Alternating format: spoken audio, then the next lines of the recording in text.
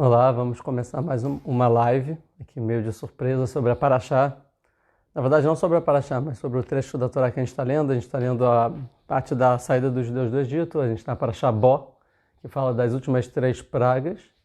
E já faz 2 semanas que eu boto nos stories sobre, fazem perguntas sobre as pragas. Eu vi que tem várias perguntas repetidas. Então, baseado nisso, eu vou fazer uma live sobre algumas questões das pragas da Paraxá. Se alguém quiser tirar alguma dúvida, a gente tira. Mas antes, não se esqueçam de me seguir aqui no Instagram e também se inscrever no meu canal Ilan Nigri no YouTube, e tem o canal Brit Olam Brasil para Bnei Noah também no YouTube.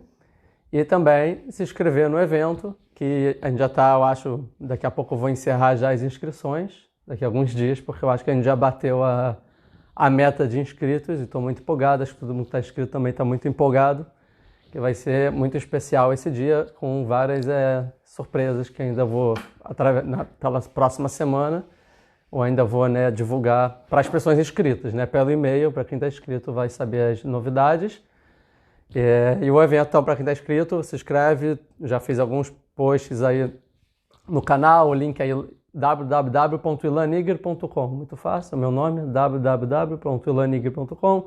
Vai lá, se inscreve, lê tudo, tem que se confirmar, é dupla confirmação, tem que ir no e-mail, vai receber um e-mail, confirmar, pode ser que no e-mail vai cair na caixa de spam, em promoções, tem que achar o e-mail volta lá, vai confirmar, aí completa a inscrição, e aí a partir daí vai começar a receber meus e-mails, e-mails meus por e-mail com mais informações sobre o evento.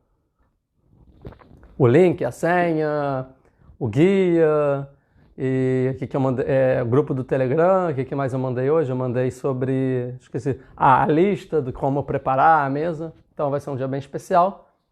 Então, feito a introdução, já temos aí 10 pessoas, então já podemos começar. Voltamos para quem entrou agora. Vão dando like, compartilhando, para ajudar o Instagram a divulgar para mais pessoas essa live. E a gente conseguir ensinar a Torá para mais pessoas que estão procurando e comprometidas com a Torá e querem entender mais. Então, estão dando um shalom, para onde a lista está ótima. Obrigado, Alessandro, estou inscrita, é isso, o pessoal está inscrito. Tem muita gente que se inscreveu no Telegram, 1/3 só entrou no grupo do Telegram. Acho que tem gente que ainda não leu os e-mails, que se inscreve, mas acaba não lendo os e-mails. Então, se você está vendo a live e se inscreveu, vê os e-mails que eu mandei, que vão ser importantes, que eu vou mandar ao decorrer da semana. Vamos lá. Então, no evento de Tu B'Shvat. Mas agora a gente está falando da Paraxá. Vamos falar um pouco sobre a Paraxá. E a pergunta que fizeram, várias pessoas fizeram essa pergunta, e outras perguntas que ao redor dessa, que é uma das perguntas talvez mais famosas, é por que Deus endureceu o coração do faraó? Essa é a pergunta famosa. Cadê o livre-arbítrio aqui, então? Está escrito, e Deus endureceu o coração do faraó, não tem muito o que. Então, Deus interfere no coração. Óbvio que o coração não é literal, o coração aqui é a decisão do faraó de não libertar o povo judeu. Óbvio que todas as questões têm muitos níveis e camadas de profundidade. Aqui eu não vou entrar em todas as camadas e níveis de profundidade, nem abordar todos os temas que sugeram, senão ia ter que fazer um curso só sobre esse assunto.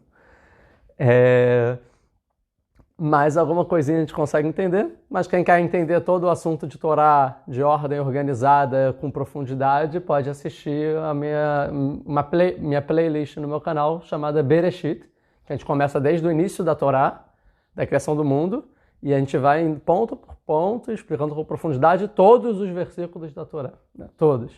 A gente está na aula de número 93 e a gente fez 60% de Bereshit, Então, já faço isso há uns 2 anos e meio, 3 anos, Essa série que é muito boa, talvez a melhor série que tem em português, que tem de qualquer assunto que exista. Mas com certeza em Torá não tem nada melhor, então podem ir lá, que é preparado com muito estudo, muito esforço e muita dedicação, muito carinho, com compromisso de ser informações corretas, e não viajar da maionese e tal. Mas vamos lá. A gente está, vamos ver. Então, essa pergunta que fala sobre o faraó de por que Deus endureceu o coração do faraó, essa pergunta pode ser pautada um pouco num versículo da Torá. Em Ezequiel, em hebraico, Yehezkel, no capítulo 33, Deus fala o seguinte, no versículo 10, eu vou ler em português para ser mais fácil, que é o seguinte, Eduardo Trope, com o tempo. Então, fala assim, e tu, ó filho do homem, proclama, pois... Não, vamos para o versículo 11. Então, Deus fala assim, está falando para Ezequiel, responda-lhes, para responder para o povo judeu, não vou entrar no contexto, mas vai falar o seguinte, não me causa prazer a morte do iníquo. Ou seja, Deus está falando, eu não tenho prazer da morte de quem é mau, né, do malvado. Eu não quero que o malvado morra, mas sim seu retorno ao caminho certo. Mas Deus quer que as pessoas voltem para o caminho certo. O que a gente vai chamar retorno aqui é tchuvá, que em português vai ser traduzido como se arrepender. Mas tchuvá em hebraico é retorno. Eu quero que a pessoa retorne para o caminho correto. Quando a pessoa se arrepende, ela está retornando para a sua origem, para o caminho correto, para Deus, para a sua alma, para dentro de si mesmo. Então Deus não quer que o perverso se dê mal. Hoje em dia o mundo é muito polarizado, a gente vê no Facebook, YouTube, nas redes sociais, no debate político e até no debate de bar, até no debate entre as famílias para eventos que deveriam ser felizes, que eu penso A, eu penso B, e já entra o ódio, a discórdia, a briga, um já quer o mal do próximo. E Deus não, Deus falando, não quero que o outro, mesmo que o outro está errado, não é que é errado em questão de opinião, é que a pessoa é má, eu não quero que ele morra, eu não quero que ele se dê mal, eu quero que ele retorne para o caminho correto. E esse é o objetivo de Deus, fazer o bem para a humanidade, como eu estou explicando na nossa série de Derech Hashem, o caminho de Deus, que a gente já... Está no capítulo 2, né? Que eu postei já todos os vídeos aqui no Instagram também e no YouTube. Esse vídeo depois vai para o YouTube também. E também já expliquei muito isso numa série que a gente já terminou, do caminho Nefesh HaChaim, a alma da vida. Também tem toda a playlist lá no YouTube organizada.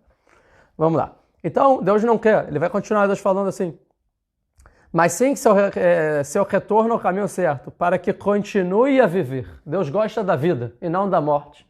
Qualquer pessoa que em nome de ideologia, em nome de religião, ou em nome de qualquer coisa fala em cultuar a morte, já é alguma coisa muito perigosa. Porque Deus quer a vida. E a religião, as ideologias e a forma de viver é para que viva, né? Para que as pessoas vivam. A vida é o valor mais importante para qualquer ser vivo. Porque Deus é o Deus da vida. Retornai, pois retornai de vossos maus caminhos. Porque a vez de morrer, aí aqui no caso era a casa de Israel. Ou seja, volta para Tchuvá, porque vocês vão morrer. Como Deus fala em Deuteronômio, eu botei entre vocês a vida e a morte. Se vocês fizerem bem, a vida. Se fizerem o mal, a morte. Por que escolher a morte? Escolha a vida. Está escrito natural, Vachartá Bachaim, escolham a vida. Você tem uma opção de escolha. E quando a gente fala que a pessoa pode escolher entre a vida e a morte, a gente pode dizer que a pessoa pode escolher entre o bem e o mal. E esse é um dos pilares do judaísmo, o livre-arbítrio. O que é livre-arbítrio? Que o ser humano ele tem condições de escolher o que ele quer da vida. E ninguém controla o que ele fala. Sim? E essa vai ser a maior dificuldade. Ih, tá acabando minha bateria. Um segundo. Pega para mim, Caverreda. Não. Acho que não. Vamos lá. Então, não me programei aqui, então vamos lá, tá acabando a bateria, mais um segundo, deixa eu me ajeitar aqui um segundo. Vamos lá, então, onde eu estava, o ser humano tem o livre-arbítrio, e essa é a maior dificuldade, pode estar na tomada, essa é a maior dificuldade de determinadas culturas. Que cultura era a cultura que ia ter mais dificuldade nisso? O Egito. E agora eu vou explicar o porquê. Um segundo que vai balançar aqui, que eu vou botar para carregar. Quem sabe faz ao vivo. Cadê? E agora ficou torto. O que eu faço? Vou levantar um pouco. Mas não está na tomada, não. Por quê? Tá. Não, mas então tá com o balcão. Tá fora. Foi. Voltando. Vamos lá, vocês continuam comigo, desculpa. Vamos voltar. O Egito tem uma dificuldade muito grande quando a gente fala de livre-arbítrio. Porque toda a ideologia, a cultura do Egito, que era a maior cultura da época, que ainda influencia muitas culturas hoje em dia, era a cultura que não existe livre-arbítrio. Não existe liberdade. O ser humano não pode escolher o que ele faz. Ele não é dono das suas próprias ações. Por isso que o Egito natural vai ser chamado de casa da escravidão. Como Deus, no primeiro mandamento, quando dá a Torá para o povo judeu no Monte Sinai, ele fala: eu sou seu Deus, que te tirei do Egito, da casa da escravidão. O que é eu tirei do Egito, já entendi que eles eram escravos do Egito. O que é da casa da escravidão? Que o Egito é a casa da escravidão. Por que o Egito é a casa da escravidão? Porque lá todos eram escravos. Todos. Não só os escravos. Era uma cultura de escravidão. Porque os escravos serviam aos seus donos. Os seus donos serviam ao faraó. E o faraó servia aos seus deuses. E os seus deuses eram elementos da natureza. Era o carneiro, era o Nilo, era o sol, como eu falei numa live, que era o Ra. Ra é o sol, que ele fala, vai acontecer um Ra, o Ra vai perante vocês no deserto. O Deus do sol vai acabar com vocês no deserto se vocês saírem.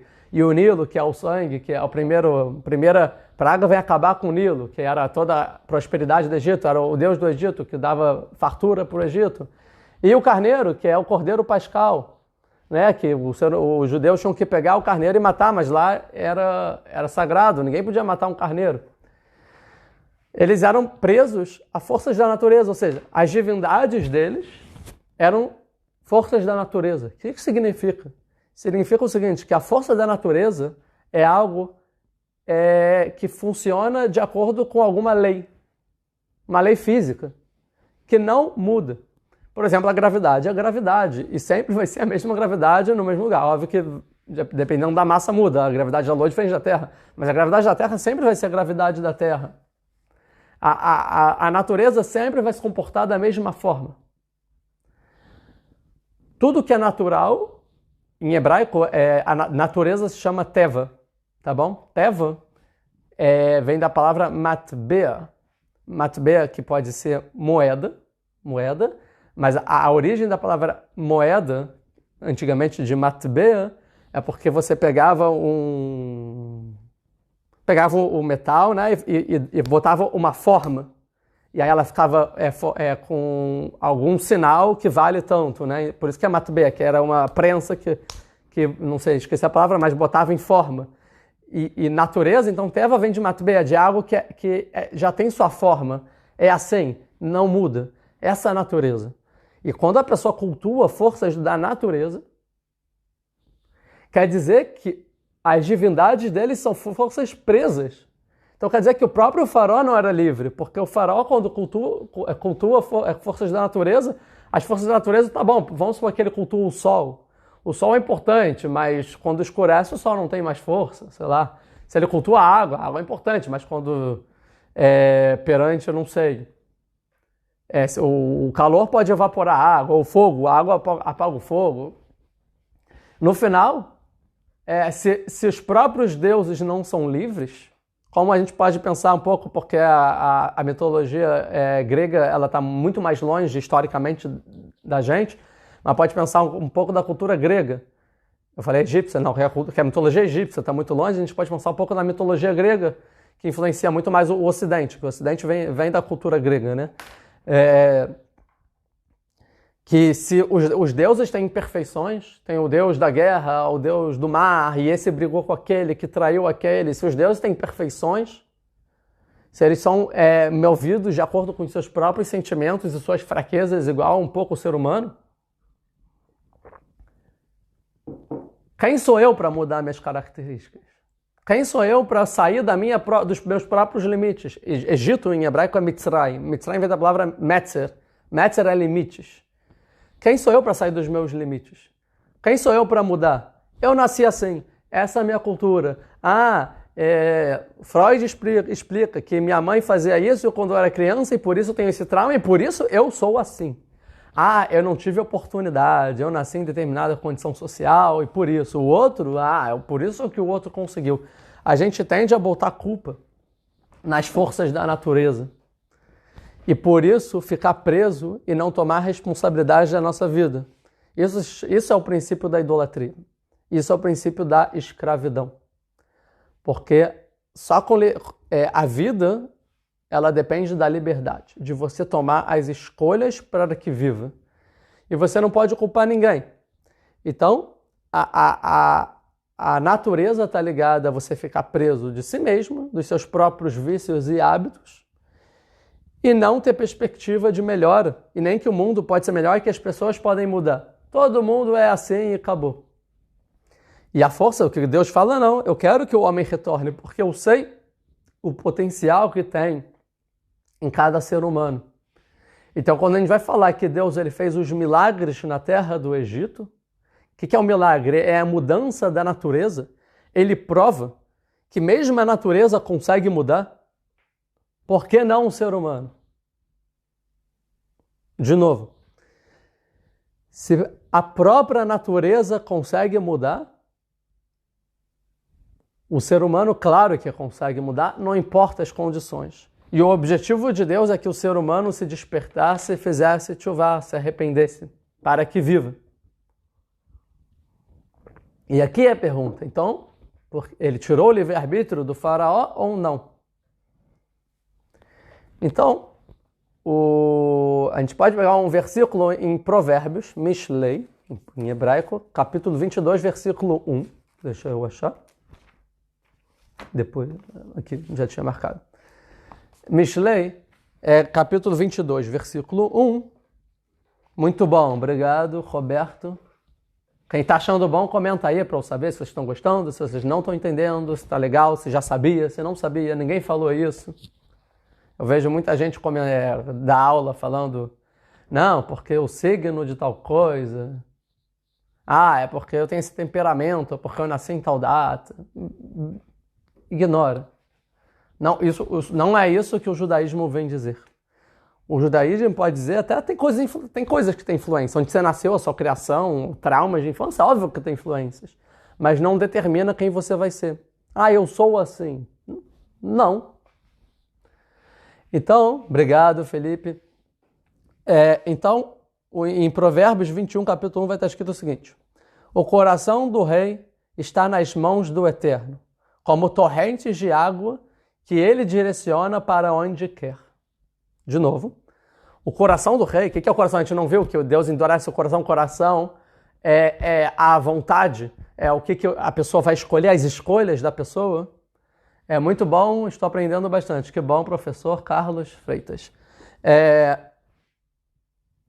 O coração é a decisão do ser humano, a liberdade. Vitor Monteiro, muito obrigado.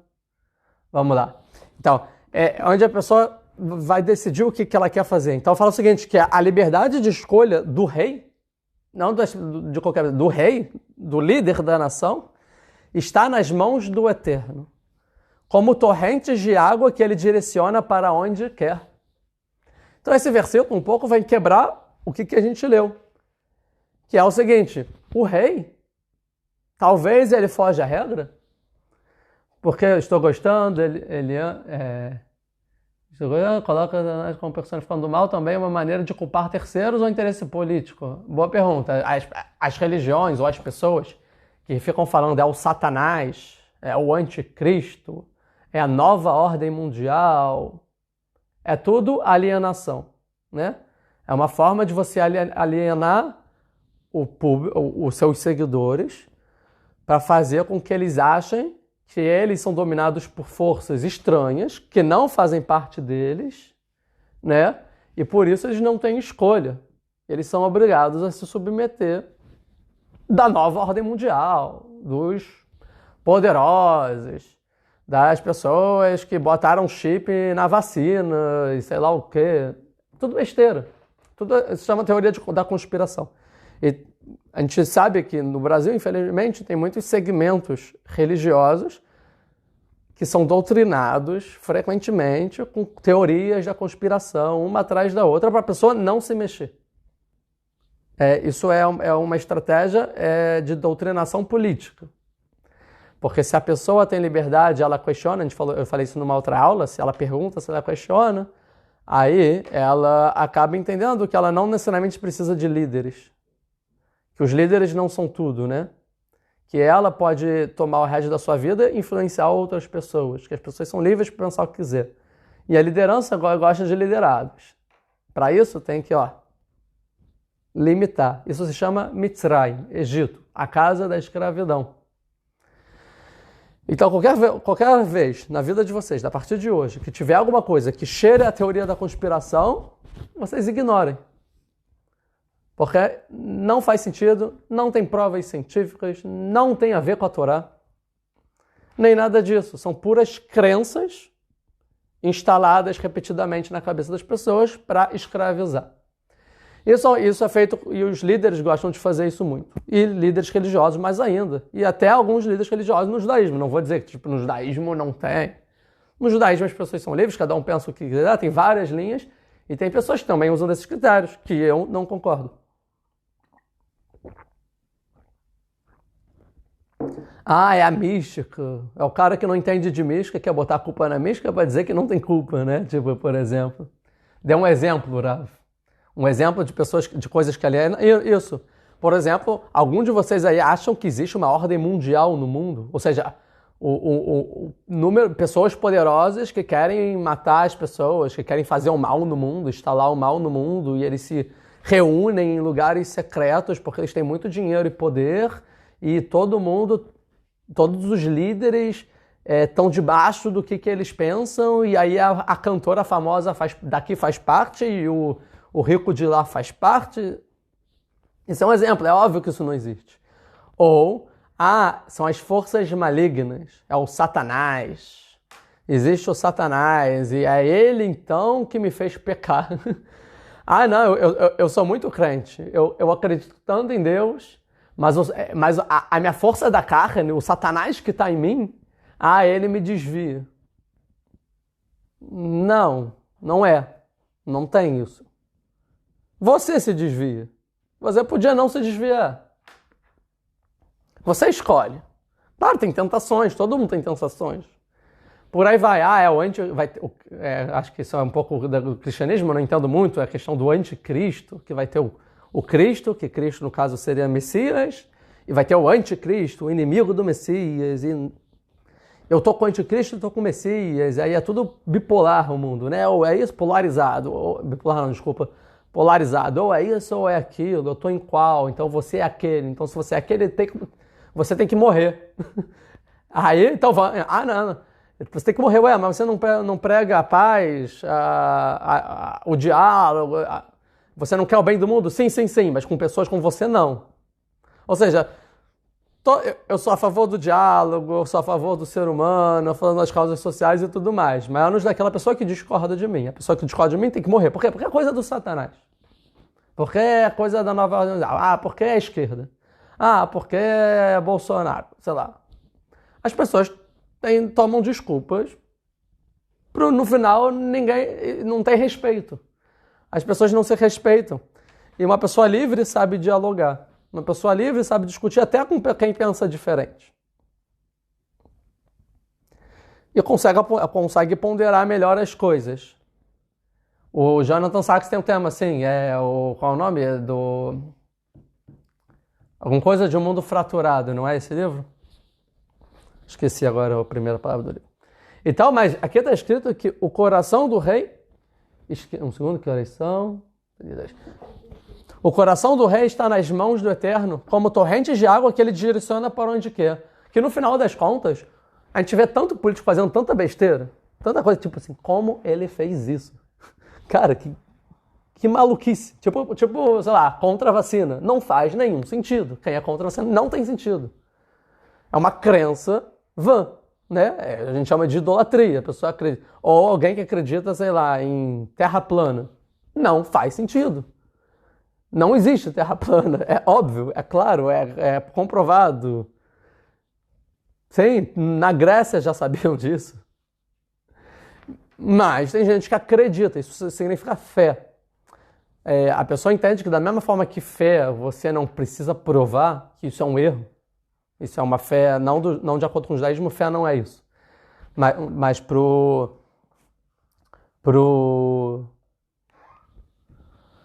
algumas outras crenças, né, fé é algo tipo assim, eu não sei, mas tenho fé. Ou seja, é tipo assim, eu tenho dúvida, então. Fé significa dúvida. Eu não sei, eu não consigo provar, mas tem um lugar que a gente tem, então, fé. Então, sem dúvida, você não tem fé, você não tem dúvida. Então, você acredita naquilo, você, na verdade, não é acreditar, é torce. Você torce por aquilo, igual a pessoa torce pro Flamengo, torce pro Corinthians, pro Vasco, Fluminense, sei lá, Santos, Palmeiras. A pessoa torce pro que ela acredita. Eu torço para a direita, eu torço para a esquerda, eu torço pela terra plana, eu torço pela antivacina. A pessoa escolhe coisas para torcer. Aí você pergunta, mas por que você está torcendo por esse time e não pelo outro time e tal? Não tem porquê. É porque assim ele foi doutrinado por algum líder que tem algum interesse. E que a pessoa torça por isso. Não faz sentido. Tem coisas que não fazem sentido e hoje são muito famosas e populares. Como em século XXI tem gente que é contra a vacina, que é o que todos os médicos falam, toma vacina. Não tem um médico. Sério. Ou, a Terra é plana. Não, que plana, gente? Por exemplo, eu sou engenheiro de estradas, eu projeto estradas. Se a Terra fosse plana, todos os meus cálculos, quando eu faço o desenho no programa, quando fosse fazer na Terra, não ia bater, porque a gente já calcula uma curvatura, né? Tipo, se fosse plana não ia dar certo. Todas as estradas do mundo iam sair erradas, então, sei lá, só um exemplo bobo. Não faz sentido. As pessoas querem torcer por coisas que não fazem sentido. É uma forma de alienação e de controle social. E Deus quer que a pessoa retorne para a vida. Mas Deus, ele faz isso de propósito. O coração do rei é como água que Deus canaliza. Fala, esse daí vai ser antivacina, esse daí vai ser não sei o quê. Por quê? Porque a história tem um propósito. Também engenheiro, é isso mesmo, engenheiro. Brincadeira. Tem um propósito. E Deus, ele tem um propósito na história. Através da história a gente consegue entender muito do que Deus está querendo se conectar com você. Tanto que a Torá, a Bíblia, o Tanar, é uma história. É a história do povo judeu. Através dessa história você entende o que Deus quer da criação, se você entender a história de verdade. Rav, no caso do sonho de Nabucodonosor, em um governo mundial. Cara, as pessoas não sabem estudar a Torá e nem interpretar os versículos porque não sabem hebraico. Então, não tem nada disso de governo mundial no Nabucodonosor. E tem que contextualizar na história. O Nabucodonosor era o rei da Babilônia, que foi o império que dominou o mundo inteiro naquela época. O mundo inteiro não, a região inteira. E ele era o governo mundial. Eu não sei exatamente o versículo, que aí vão interpretar. Então isso quer dizer que no futuro... O pessoal nem sabe o que significa profecia, o que é um profeta, como se tem profecia. Como se interpreta uma profecia, quais são os requisitos para ser um profeta, o que é uma profecia, como Deus se comunica com o homem. Quem é esse tipo de homem?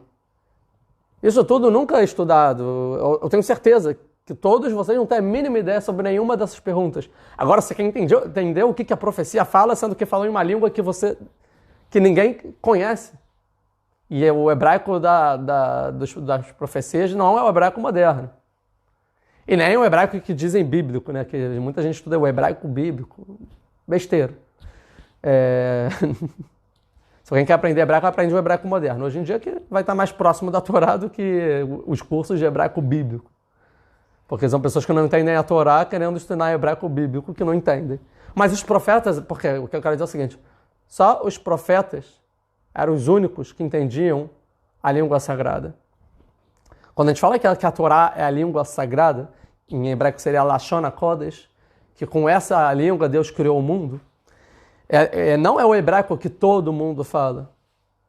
E sim, era um hebraico refinado daqueles que realmente entendem o hebraico. E essas pessoas eram os profetas. Então, quando eles falam, para você entender o que eles falam, precisa de muito, muito estudo, muita base. E a pessoa não tem base e lê, é isso. Não necessariamente. Por isso que em todos os meus estudos são pautados nos sábios. O que os sábios falaram sobre esse versículo?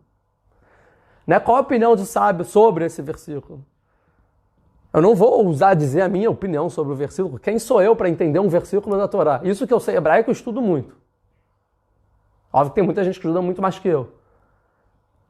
E sou judeu, estudei os sábados e sei hebraico, entendo, e tenho muitos conceitos de base para conseguir entender alguma coisa, mas longe de mim entender o que Deus falou, a mensagem de Deus para um profeta. Mas é muito fácil uma pessoa que não sabe hebraico, que o cara não estuda direito, não tem base nenhuma, acredita em idolatria, acredita que a Torá tem Novo Testamento, ou seja, que faz sentido nenhum pela própria Torá, já contradiz.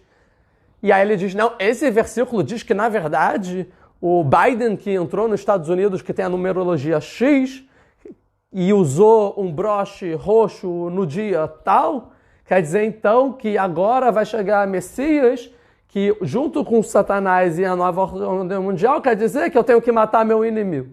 Sei lá. As pessoas se acham tão inteligentes assim de entender o que está acontecendo na história, eu já estou antevendo, e aí é isso que vai acontecer, porque o sol brilhou na estrela tal a tantos graus. Isso se chama ideologias vãs, que se chama idolatria.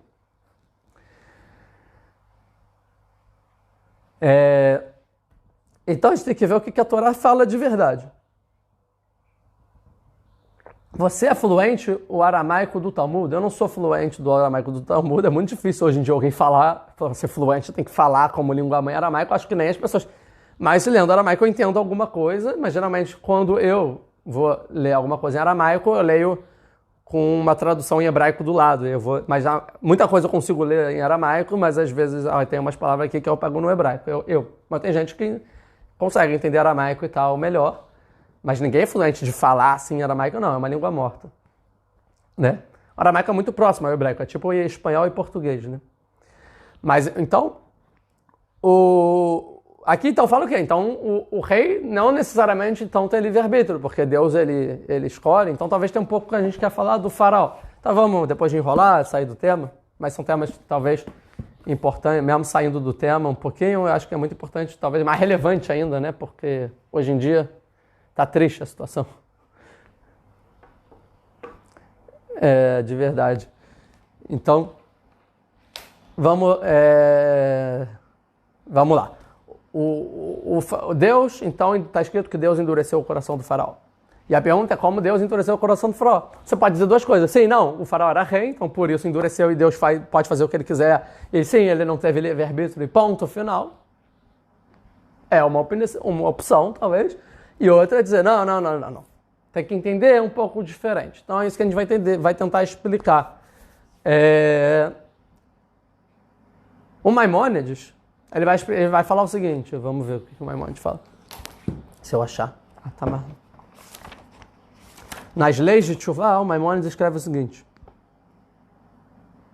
Ele está falando sobre a Tchuvá, que é um princípio da lei judaica, que a pessoa... Que existe o livre-arbítrio, ele está falando sobre o livre-arbítrio, que é um preceito da lei judaica, e ele vai falar o seguinte, existe uma possibilidade, no capítulo 6, Alahá 3, lei 3, existe uma possibilidade que o homem que peca um pecado tão grande, ou tantos pecados, né, pecou muitas vezes, existe uma possibilidade que ele faz pecados tão grandes, que pela justiça divina, tem uma lei verdadeira, sobre ele, que ele vai ser punido por esses pecados, e a punição dele é o seguinte, que vai ser impedido dele se arrepender, voltar atrás. O arrependimento, como punição, a pessoa vai receber a punição de não conseguir fazer mais tchuvá, não conseguir mais se arrepender. E ele não vai ter mais possibilidade para isso, até que ele morra e seja perdido de acordo com o pecado que ele fez. Ou seja, existe um presente divino que Deus deu para o ser humano, chamado se arrepender. E tem pessoas que pecam tanto que talvez isso é fechado deles. Mas não que Deus escolheu arbitrariamente, tipo assim, você não tem mais. E sim, existe uma justiça divina que pode impedir a pessoa de voltar pro correto. E aí ele vai dar uns exemplos, tá? E aí ele vai dizer o seguinte, isso a gente pode ver na Torá em Êxodos 4:21, como fala, e eu endurecerei o coração do faraó. É o que o Maimônides vai falar. Por quê? Então é o caso que Deus vai impedir o faraó de fazer tchuvá, se arrepender. Mas por quê? Porque Shechatá be'atzmot hilá, porque antes o próprio faraó por si só ele pecou. Ele pecou muito, muito grande, antes de Deus interferir em qualquer coisa. Então antes, quando ele tinha controle do que ele fazia, ele podia escolher, totalmente ele escolheu em pecar muito grave. Veirá a Israel, ele fez o mal para Israel, que morava na terra deles. Ele é um anfitrião e faz mal com a pessoa que mora na terra dele, que fala, vamos ser mais inteligentes, tacar todos os filhos no Nilo. E aí, pela lei divina, pela justiça divina, foi impedido do faraó se arrepender, até que ele fosse pagado por isso, que vai ser punido através das pragas e depois da abertura do Mar Vermelho, né? Então, por isso Deus fortifica o coração dele.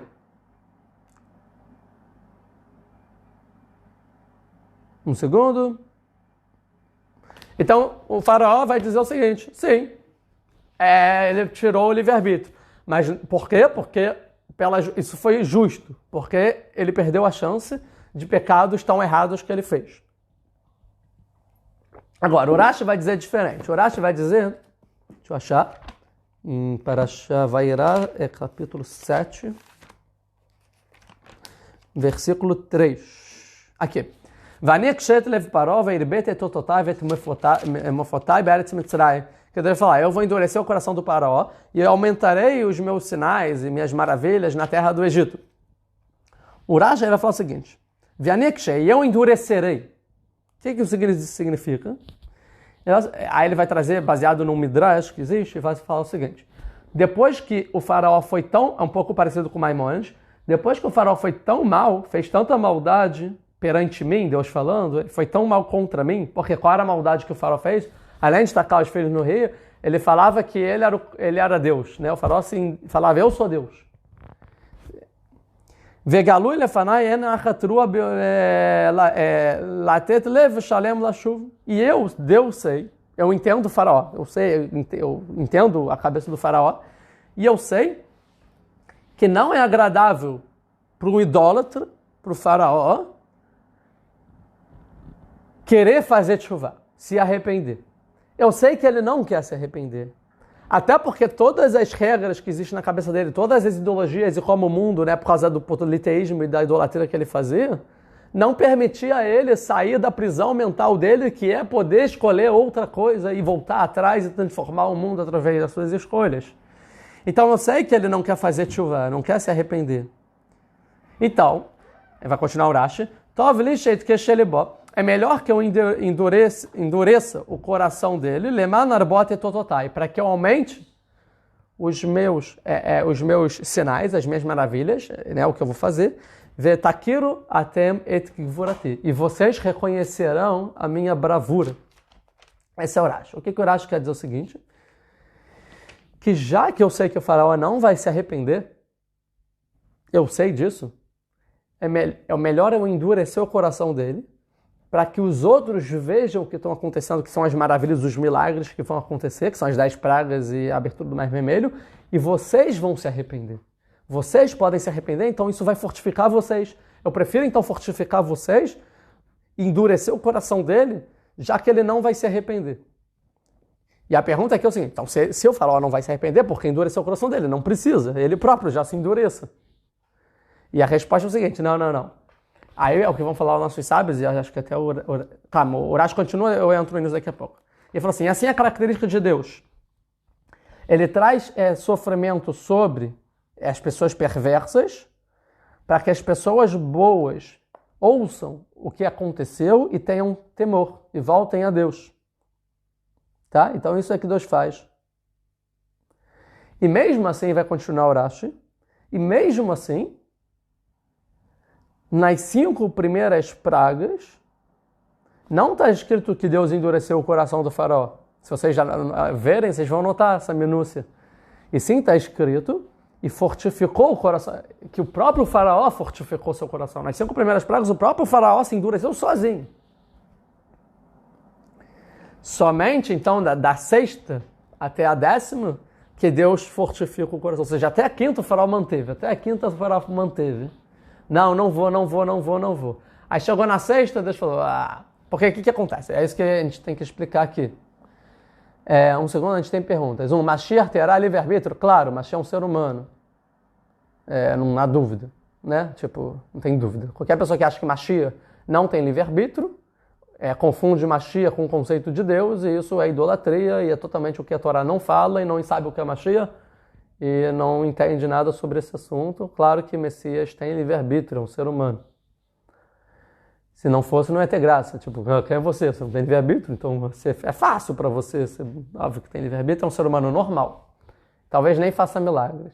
Provavelmente, porque Deus que faz milagres talvez não precise. Porque é muito melhor alguém melhorar o mundo sem precisar mudar o mundo através de milagres, né? Do que precisar usar milagres. Porque quando você usa milagres é tipo apelar. É tipo que o mundo não está preparado, então precisa fazer milagres. Mas se você faz através da ordem do mundo, é algo muito maior, né? Muito mais grandioso.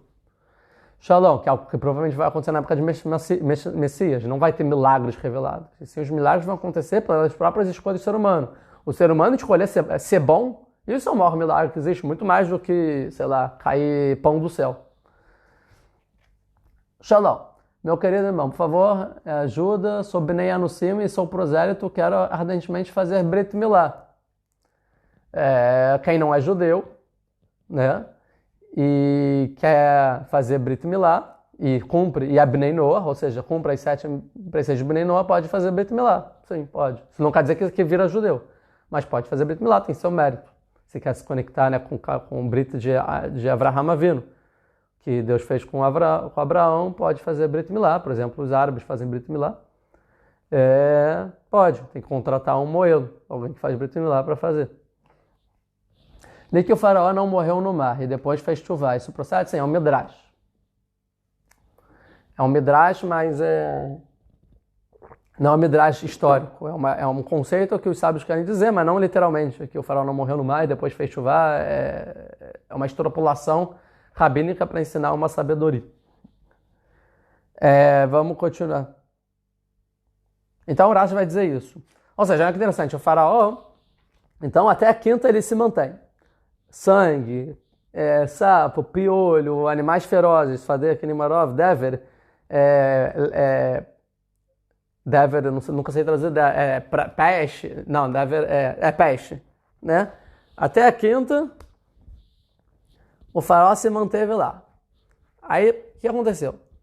Deus podia falar o seguinte: já mantive 5, a próxima que eu fizer, eu sei que o faraó não vai aguentar, não. E aí ele vai pedir arrego. Ele fala, não, vão embora. Então, aí vai estar tudo certo, porque ele vai liberar os judeus vão embora. Mas, aí eu vou parar na 6ª praga. Por que então eu não endureço o coração do faraó? 6ª, 7ª, para fazer completão. Porque eu prefiro fazer o completão para dar uma mensagem para a humanidade, para os judeus e também para os egípcios que moram lá, e também para todas as gerações, até hoje em dia que a gente ainda estuda, para dar uma lição e que todo o resto do mundo faça chuvá. O que é melhor? Eu paro na 6ª, ou então eu endureço ele mais 4 pragas e eu mostro todas as maravilhas que eu posso fazer no Egito. A minha bravura é um sinal para toda a humanidade, e aí toda a humanidade vai ser influenciada por isso e eu posso modificar toda a humanidade. Deus escolhe a segunda opção. Eu tô meio em câmera lenta, né? Para vocês também. Tô meio... Mas aí volta a pergunta. Mas o faraó, então, na 6ª, quer dizer que ele ia fazer chuvá. Ele ia se arrepender. E Deus endura seu coração dele? E a resposta é não. É isso que o Urash está dizendo. Ele falou, eu já sei que o faraó não vai fazer chuvá. Então, se o faraó não vai fazer chuvá, então na 6ª não precisava endurecer o coração do faraó. Então, a gente tem aqui um dilema. Qual a resposta? Vocês entenderam o dilema? Que se o faraó faria chuvá, como vai dizer que ele sabe que ele não faria chuvá? E 2, se ele não vai fazer chuvá, porque então precisa endurecer, leva até a 10ª. Então a resposta é o seguinte, que quando chegasse na 6ª, é claro que o faraó ia pedir arrego. Na 7ª, na 8ª, não é óbvio que ele ia pedir, né? Falar, não chega, vão embora. Mas não porque ele se arrependeu. E sim porque ele não consegue aguentar tamanho sofrimento. Mas não porque ele se arrependeu dos seus atos, ele entendeu o que é Deus, entendeu e se endireitou na vida. E sim, é por sofrimento. Tipo, não chega, não aguento mais, vai embora. mas não mudou 1 centímetro da sua opinião. E é isso que aconteceu. Então, Deus sabia que ele não ia fazer tshuva. E ele ia mandar o povo sem se arrepender.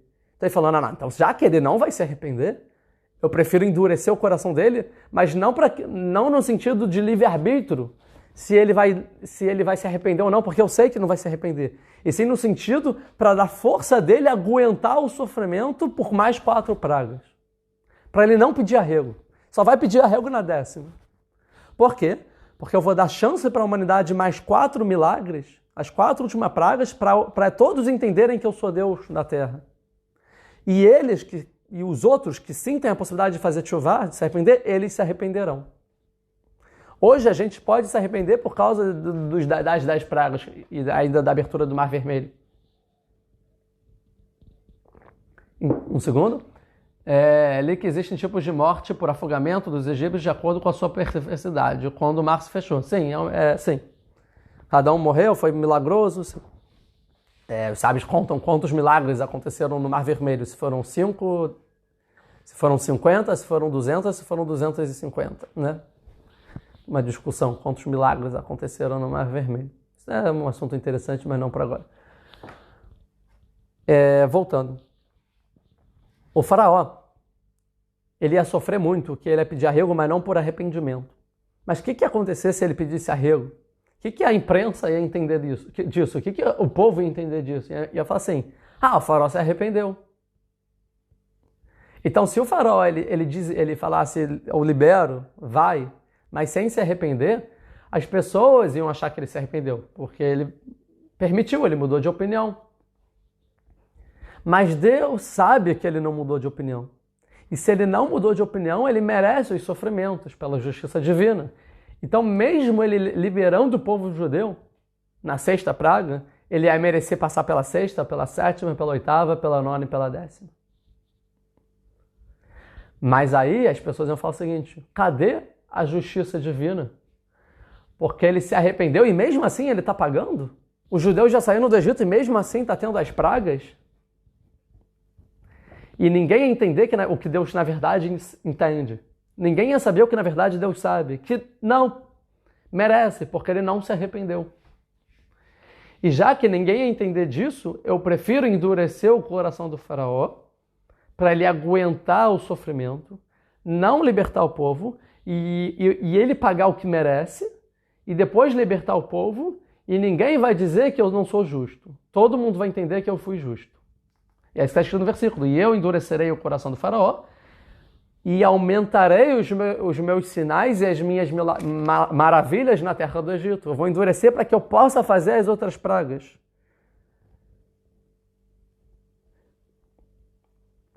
E assim vai sair o povo do Egito, aí depois 2 versículos depois está escrito, Ve'adu Mitzrayim, que ani Hashem. E aí o Egito vai saber que eu sou o Deus. Bintoti et adir el Mitzrayim, quando eu plantar minha mão no Egito. Me tirar o povo judeu de lá de dentro. O povo de Israel lá de dentro. Reconectou? Reconectou? De novo, então? Então, é literal. Tudo que eu expliquei aqui, que parece super complexo, está escrito literalmente. De novo, porque reconectou, não sei se vocês perderam ou não, então vou voltar. Eu endurecerei o coração do faraó, aumentarei. Por quê? Para que aumente minhas maravilhas e meus sinais, ou seja, para que eu faça as outras pragas na terra do Egito. Aí vamos pular o versículo 4, versículo 5. E saberá o Egito que eu sou Deus. O que saberá o Egito? O Egito vai se arrepender. O Egito de verdade vai fazer tshuva. Bintoti et adim Mitzrayim. No momento que eu botar minha mão no Egito, ou seja, no momento da última praga, da 10ª praga. Ve'otzet et bnei Israel mitocham. Me tirar o povo judeu lá de dentro. Então, saindo do judeu lá de dentro, o Egito faz tshuva. E esse é o motivo, então, de Deus endurecer o coração do faraó. Resumindo, de acordo com a Torá, o prosélito, que quiser fazer parte do povo do Eterno, se ele é circuncidado, será como natural da terra? Calma, você está usando várias palavras aqui, prosélito, natural da terra. O que você quer dizer com natural da terra? Agora, pela Torá, para alguém se converter, tem que fazer 3 coisas, né? Tem que receber as 613 mitzvot sobre si, tem que fazer um mikveh e tem que fazer Brit Milá, essas 3 coisas. Aí ele se converte. Hoje em dia, essa conversão tem que ser feita através de rabinos reconhecidos, né, com uma autoridade para fazer essas coisas, porque hoje, como a gente existe uma burocracia, não adianta nada a pessoa se converter para o judaísmo, sendo que ninguém reconhece que ele é judeu, né? Então não faz sentido. Porque judaísmo não é fazer parte de alguma coisa espiritual, não é uma coisa eu com Deus. Se alguém quer ter um contato eu com Deus, não precisa se converter para o judaísmo. É só ser uma pessoa boa, faz as 7 mitzvot Bnei Noach. Se quiser acrescentar algumas mitzvot dos judeus, acrescenta, e você com Deus tá ótimo. Tem mundo vindouro e tudo mais. Se converter para o judaísmo significa fazer parte do povo judeu. Então não adianta a pessoa se converter para o judaísmo se os judeus não reconhecem ele como judeu. Então a pessoa não vai fazer parte do povo judeu. Então não é uma boa, porque a pessoa vai ser obrigada a fazer mitzvot, obrigações que ele não vai conseguir fazer. Então, hoje em dia, a pessoa que quer se converter tem que fazer todo o procedimento alárrico das leis e também de pessoas reconhecidas e aceitas pelo povo judeu. Agora, é claro que quem estuda a Torá vai entender que o povo judeu tem que viver na terra de Israel. Então, enquanto o povo judeu estava no exílio, faz sentido se converter e ficar no exílio.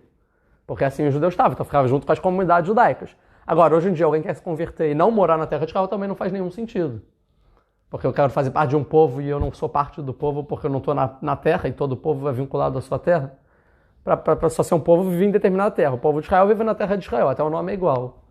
Aí a pessoa quer se converter para o povo de Israel sem estar na terra de Israel também não faz sentido. Embora tem pessoas reconhecidas que convertam também fora da terra de Israel, por exemplo, nos Estados Unidos, na Europa e tal. Não faz sentido. Para mim, minha opinião, né? Opinião, não é tipo Alahá, não. Alahá é o que eu falei, precisa de mikve, circuncisão e receber todas as preceitos da Torá. A minha opinião, né, deixando bem claro, só faz sentido a pessoa se converter se for morar na terra de Israel e fizer todo o procedimento da Alahá de um órgão reconhecido por Israel. Essa é a minha opinião. Não estou dizendo que essa é o que a Torá diz. Não estou dizendo isso.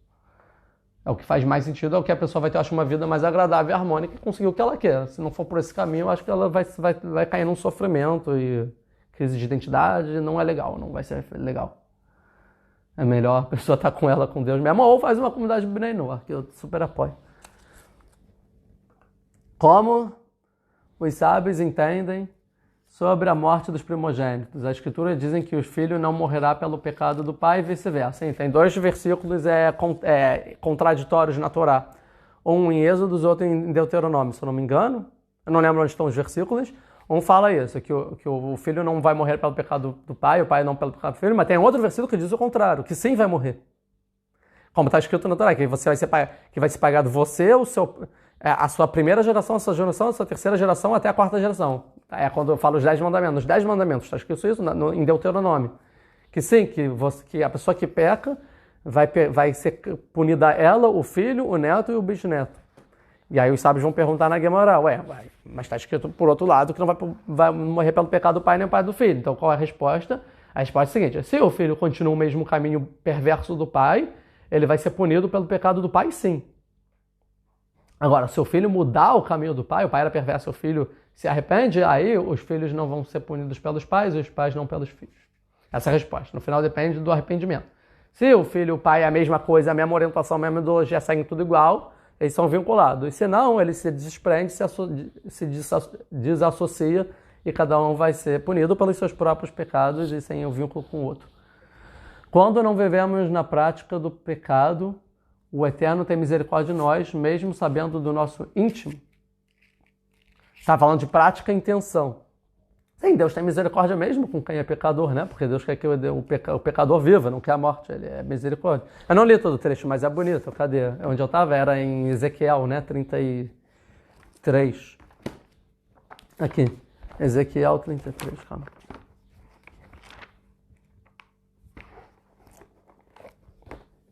Aqui. Responde-lhes, por minha vida, diz o Eterno Deus, não me causa prazer a morte do perverso, mas sim seu retorno ao caminho certo para que continue a viver. Retornai, pois retornai de vossos maus caminhos, porque é a vez de morrer, ó casa de Israel. Ou seja, eu quero que viva.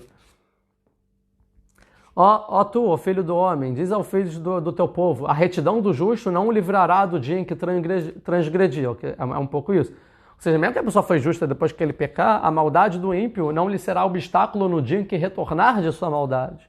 A pessoa é ímpia, mas quando retornar, também não é um obstáculo. O justo não poderá viver por sua justiça passada no dia em que pecar. Quando eu prometer ao justo que ele certamente viverá e confiando em sua justiça, ele comete iniquidade, nenhum dos seus atos justos será lembrado, pois que pecou, por isso há de morrer. Ou seja, mesmo uma pessoa que era justa se pecou, vai morrer. Do mesmo modo, agora, quando eu disse ao ímpio, quando eu falei para o pecador, certamente morrerás, o que quer dizer? E ele retornar do seu pecado e fizer o que é justo e correto, se o pecador devolver o penhor que retinha, restituir o que foi roubado e andar segundo os estatutos da vida, não cometendo qualquer iniquidade, certamente há de viver, não morrerá. Deus deixa muito claro. Né? É bonito, eu esqueci de ler tudo, mas é bonito. Ou seja, a pessoa não vai morrer, vai se arrepender, não vai morrer. Ah, o cara é certo, errou, vai pagar. Isso é justiça. Um segundo, que eu perdi a pergunta. Quando vivemos em prática do pecado. Então, e a ideia da Deus, ele não gosta nem de intenções erradas, nem de ações erradas. Mas é óbvio, a intenção, tem uma discussão entre os sábios. O que é pior, a intenção errada ou a ação errada? Aí vai ter que dizer, vai ter opinião que a intenção é pior do que a ação. Porque se a pessoa não teve intenção errada, ela não quer fazer alguma coisa errada. Ou se fizesse uma ação sem consciência. E é uma ação muito mais amena. Porque a pessoa não fez de propósito, fez sem querer, acabou fazendo. Então, qualquer intenção errada, qualquer erro que a pessoa pensa besteira, no final ela vai fazer besteira. Se não pensasse, não ia fazer besteira. Então aqui a intenção é pior do que a ação. Mas por outro lado, a ação é pior do que a intenção, porque a intenção está só na sua cabeça, não fez o mal. Na prática não existe. A outra você fez no mundo e concretizou, muito pior. Então os dois são errados, e os dois têm que ser consertados, e tem formas de consertar os dois, são caminhos diferentes, e cada coisa tem a sua penalidade em graus diferentes também, como está escrito na Torá, mas não é aula para explicar qual é a penalidade de cada coisa. Moré, e como resolve cada uma dessas coisas. Moré, como não existe nada de novo abaixo do sol, como está em Eclesiastes, como podemos trazer... Como podemos trazer o que aconteceu no Egito para os nossos dias? Coronavírus poderia ser considerado como uma praga?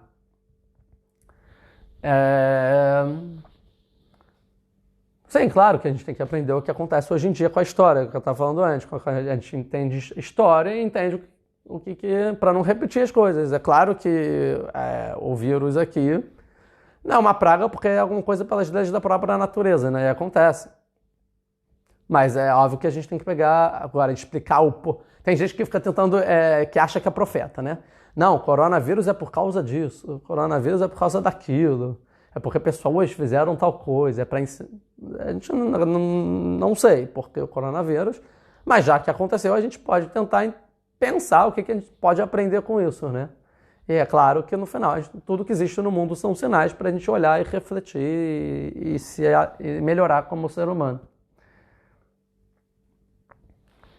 Aproveitando, Bnei Noach são as 7 leis e se quiser cumprir outras mitzvot, sim, o Bnei Noach são... Bnei Noach, existe 2 tipos de Bnei Noach, né? A pessoa que se declara Bnei Noach e a pessoa que cumpre o que o Bnei Noach. Ou seja, não necessariamente se a pessoa é Bnei Noach quer dizer que ela cumpre os 7 mitzvot. Pode ser que ele é um Bnei Noach pecador. Eu sou Bnei Noach, eu acredito que eu tenho que cumprir, mas aí a pessoa vai lá e trai, sei lá, e é idólatra. E um segundo, que hora? Já são 00:07. Tá, eu já tenho que terminar, que eu tenho um compromisso agora, mas terminando. Então, o que eu quero dizer é o seguinte: a pessoa que é Bnei Noach e ela cumpre de verdade as 7 mitzvot já há um tempo, ela pode acrescentar outras mitzvot, se o objetivo dessas outras mitzvot é se aproximar de Deus e ter méritos e se conectar com Deus. Agora, se ela não cumpre as 7 mitzvot, ela não pode acrescentar outras mitzvot, tá bom? E se ela cumpre e quer acrescentar por outros motivos, por exemplo, para fingir que é judeu, para parecer judeu, para se confundir como judeu, para dizer que é judeu ou por questões de interesse, também não pode. Então, Bnei Noach, que ele é Bnei Noach e cumpre as 7 mitzvot do Bnei Noach, ele pode sim acrescentar mais mitzvot, se isso é uma questão entre ele e Deus verdadeiro. Que assim ele acha que vai conseguir se conectar com Deus, e pode. Não tem problema nenhum, na verdade. Mas é sempre bom consultar alguém que entende de Bnei Noach. Não falei que consultar um rabino não, porque não necessariamente todos os rabinos entendem de Bnei Noach. Aproveitando isso, alguém outro agora? Tem mais perguntas? Porque a gente vai encerrar. E Yoshua é o Mashiach, sim. Primeiro que Jesus nem se chama Yoshua, né? Não é o nome dele, para começar a história. 2, ele não é Mashiach. E 3, que provavelmente você nem entende o que é Mashiach.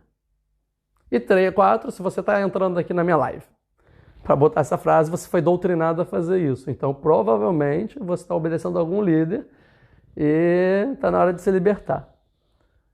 E 5, não me fere você falar isso. Na verdade, eu sinto um pouco de pena.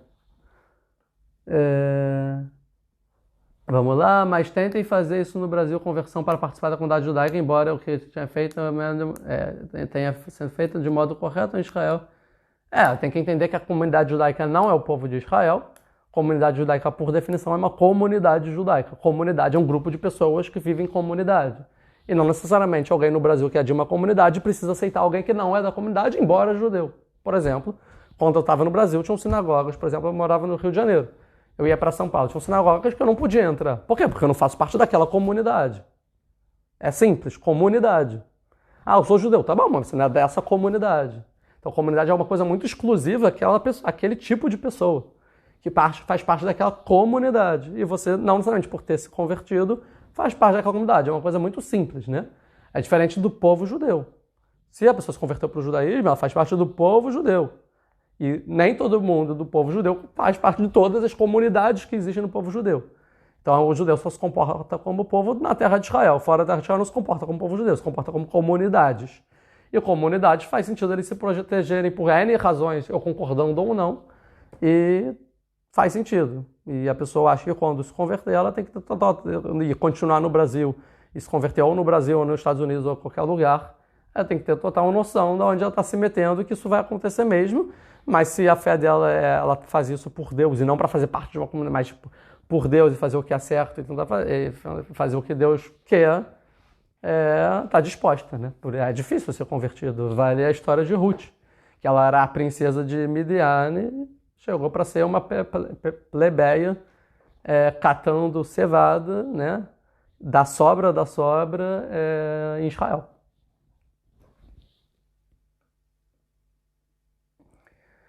O que mais? Para terminar, só ler aqui, continuando. A profecia aponta para Yoshua como Mashiach. Tá bom, que profecia? Mas me lê em hebraico e explica o hebraico. Se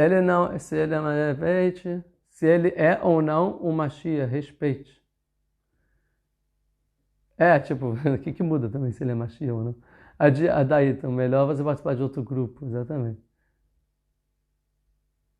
Olha, a Denilton, se você falar 7 vezes, talvez eu acredite. Repete 7 vezes, aí talvez. Todá pelo shiur. Obrigado. Excelente. Todá, não tem mais pergunta. Está na minha hora. Jeremias 17, maldito homem confia no homem. Já ouviu? Tipo, eu sou Deus, eu não tenho imagem, por exemplo. O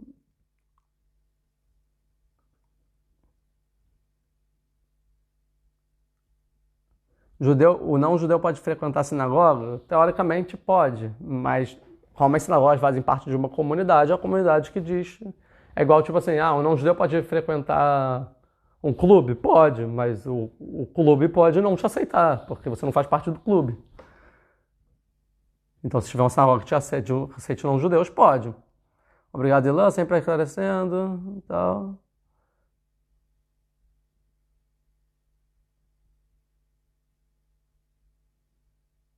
Ótimo, então, gente, muito obrigado por todos os elogios. Deixem aqui o comentário, compartilhem essa mensagem, compartilhem o vídeo. Se inscrevam, vamos lá, no evento de YouTube Shvat. Vai ser muito, muito, muito, muito transformador, muito significante. Vai ser incrível. Estou preparando altas coisas para essa noite. Se inscrevam, daqui a pouco eu acho que eu vou fechar as inscrições, porque já tem quantidade suficiente de pessoas para ficar um bom evento.